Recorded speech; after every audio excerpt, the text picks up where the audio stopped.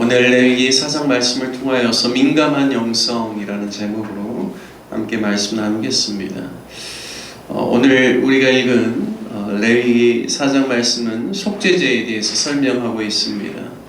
우리가 얼마나 거룩하고 영적으로 민감한가를 알려면 우리가 죄에 대해서 어떻게 반응하는가를 보면 알 수 있습니다. 죄가 우리 안에 들어왔음에도 불구하고 죄가 죄로 보이지 않게 되면 우리가 영적으로 둔감해졌다라는 의미입니다. 하지만 예수님을 구주와 주님으로 영접하여 우리 안에 거하시는 성령님으로 말미암아 영적인 민감성을 가지고 아주 작은 것이라도 악을 허용치 않으려는 그런 민감함이 바로 영적으로 깨어있다라는 그런 의미일 것입니다. 주님 믿기 전에는 남을 미워한다든지 거짓말을 한다든지 시기하고 질투한다고 하였을 때 그것이 별로 마음에 꺼리낌이 안 되었다라면 예수님을 구주와 주님으로 믿고 난 후에는 아주 작은 부분에 있어서까지 그것이 우리의 마음을 또 힘들게 하고 또 왜 내가 그렇게 했는지에 대한 그런 마음 안에 자책하는 마음이 있다라면 그것은 분명 영적으로 민감해졌다는 의미일 것입니다. 과거에는 당연히 여겨졌던 그런 죄악들이 마음에 찔림이 되고 부담이 되는 것은 성령이 우리 안에 거하시고 영적으로 민감케 해주시기 때문입니다. 오늘 본문 말씀에는 속죄죄에 대해서 오늘은 한 4가지 정도로 이야기를 하고 있습니다. 예를 들어 첫 번째로는 제사장이 그 여호와의 계명을 범하였을 때, 그리고 이제 두 번째는 온 백성이, 그러니까 회중이라고 표현하고 있는데요, 백성들이 함께 같이 죄를 지었다가 그것을 깨달았을 때. 근데 이제 여기 다 단서가 뭐냐면 하나님의 계명을 어기는 것, 그것을 의도적으로 범하지 않았다고 할지라도 깨닫게 되었을 때, 아, 이것이 죄였구나 라는 것을 알게 되었을 때 하나님께 속죄제를 드리라는 것이죠. 세 번째는 족장에 대해서 이야기를 하고 있습니다. 그리고 편민 중에 한 사람이라고 하고 있기 때문에 일반 각 개인이 또 부지 중에 죄를 범하였다가 여호와의 계명을 어긴 줄 알고 깨달았을 때 주님 앞에 어떻게 속죄의 죄를 드려야 되는지에 대해서 오늘 가르쳐주고 있습니다. 3절 기름 부음 받은 제사장이 범죄할 경우라고 이야기하고 있습니다. 13절에 이스라엘 온 회중이 여호와의 계명 중 하나라도 부지 중에 범하였을 때, 22절 족장이 여호와의 계명을 범하였을 때, 27절 평민의 한 사람이 여호와의 계명 중 하나라도 부지 중에 범하여 허물이 있을 때 속죄 제물에 대해서 말씀하고 있습니다. 이 3절, 13절, 22절, 27절 이 순서를 볼 때 가장 죄에 대해서 민감해야 될 사람이 누구일까요? 오늘 말씀에 보면 그것은 1번이 제사장입니다. 오늘날로 말하면 목회자라고 할 수 있죠. 베드로전서 2장 9절에서는 너희는 바로 모든 그리스도인들, 교회 안에 속해 있는 모든 성도들이 왕같은 제사장들이라고 그렇게 이야기하고 있죠. 따라서 모든 목회자를 비롯한 그리스도인으로 확대해서 해석할 수 있지만 제일 먼저는 성도들을 목양하고 그리고 지도력을 발휘하고 있는 가장 그러한 사람들, 특별히 사역자들이 가장 민감해야 된다라고 오늘 말씀을 통하여서 알 수가 있습니다. 속죄제를 드릴 때 제사장이 여호와의 계명 중 하나라도 범죄하였거나 또한 이스라엘 온 회중들이 범하였을 때 백성의 족장이나 평민이 범죄했을 때와는 다른 그러한 방식을 요구하고 있습니다. 제사장이 범죄에 대해서 속지 않은 제물을 드릴 때는 수송아지를 드리라고 하죠. 물론 온 회중들도 수송아지를 드리게 됩니다. 그리고 그 피를 가지고 회막안, 6절에 이제 보면 회막안이라고 하는데요, 이게 바로 지성소와 성소 사이를 가르는 휘장 앞을 의미합니다. 그래서 바로 그 휘장 앞에서 7번 뿌리라 라고 이야기를 하고 있죠. 그리고 7절에 보면 향단, 분향단을 의미하죠. 성소 안에 들어와 있는 바로 향단의 뿔들의 그 피를 바르고 그 송아지의 피 전부를 회막 앞 번제단, 이것은 노제단을 의미합니다. 거기에 쏟으라라고 이야기를 하고 있습니다. 동일하게 제사장뿐만 아니라 온 회중이 범죄하였을 때도 지성소와 성소의 그 커튼을 가르고 있는 그곳 가운데 와서 피를 7번을 뿌리라고 이야기하죠. 그리고 그 피를 그 향단에 그 뿔들에다 바르라고 이야기합니다.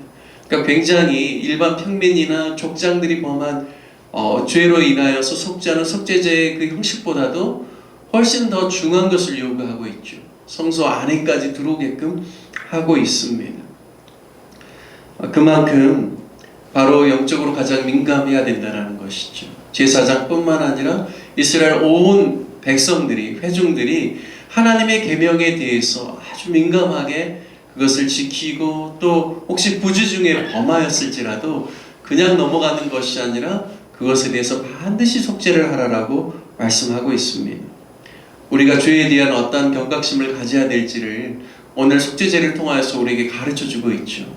우리가 죄가 죄로 여겨지기 시작할 때, 그것이 민감함으로 우리 안에 깨달아지기 시작할 때 그냥 대충 넘어가는 것이 아니라 그럴 수도 있지라는 것이 아니라 하나님 아버지 앞에 그것에 대해서 아파하고, 그리고 예수 그리스도의 보혈을 의지함으로 다시 한번 주님 앞에서 정결케 됨을 얻을 수 있도록 구체적으로 회개하는 그러한 삶이 얼마나 중요한지를 우리에게 가르쳐주고 있습니다. 특별히 우리가 이 제사장과 그리고 회중이 범죄하였을 때 그 방식이 동일하다는 것을 통하여서 우리가 알 수 있는 것은, 제사장의 거룩성과 영적인 민감성은 함께 영적인 보살핌을 받고 있는 그러한 백성들과의 영적인 상호관계를 맺고 연동된다라는 사실입니다.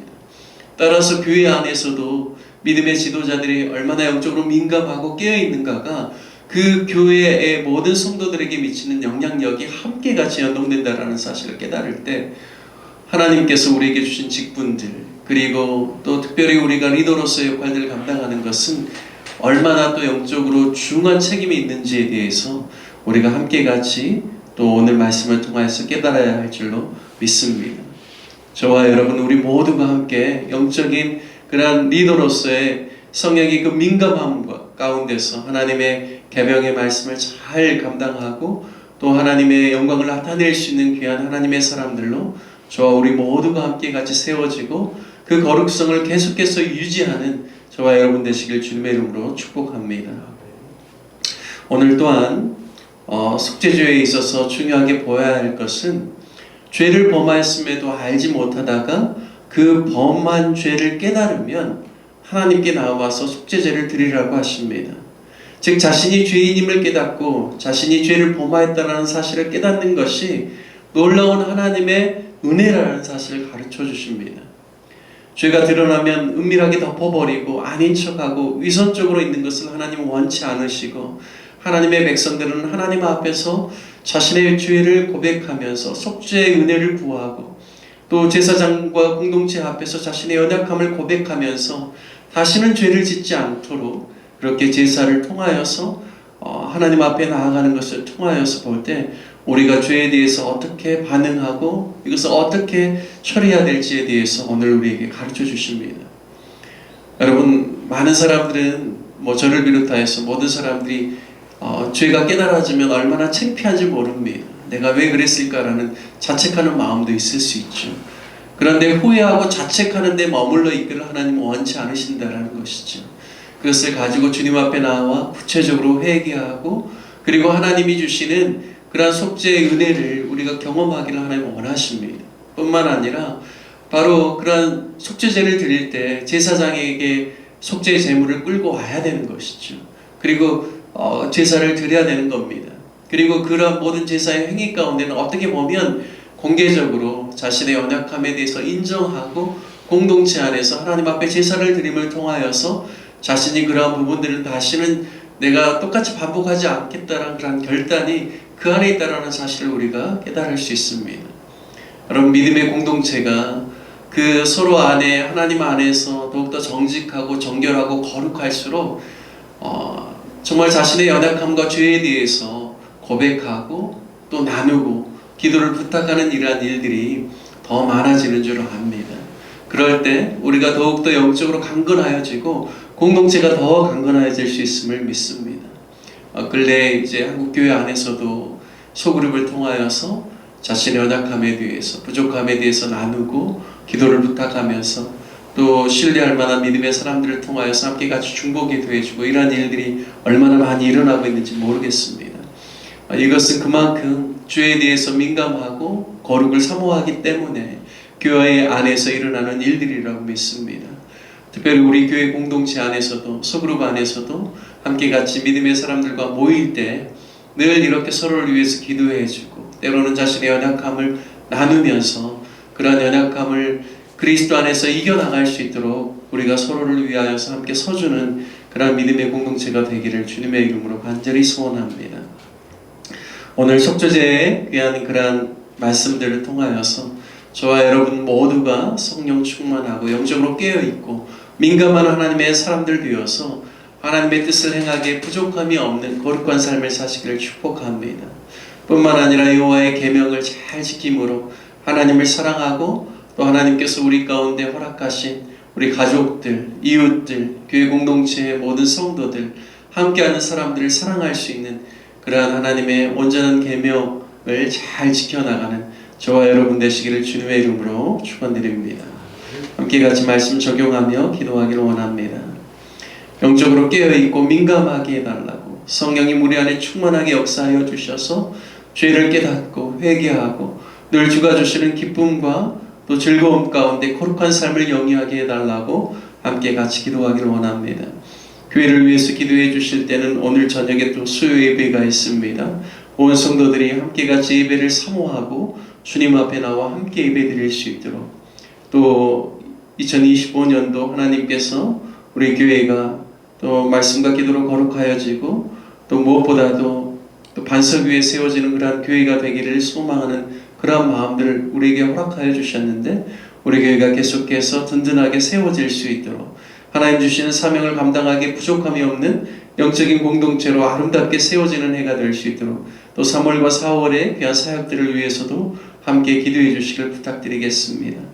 또 육신의 연약함 가운데 있는 환우분들을 위해서 성도님들을 위해서 기도해 주시고 또 협력하는 선교사님들 그리고 대한민국의 여러 가지 어려운 상황들 가운데 하나님께서 긍휼히 여겨주시고 비를 내려주시고 산불이 섞이 진화되어지고 또 위정자들이 하나님을 경외하는 하나님의 사람들로 세워지게 해달라고 우리 이 시간 다같이 주님의 이름 부르신 후에 함께 기도하겠습니다. 주여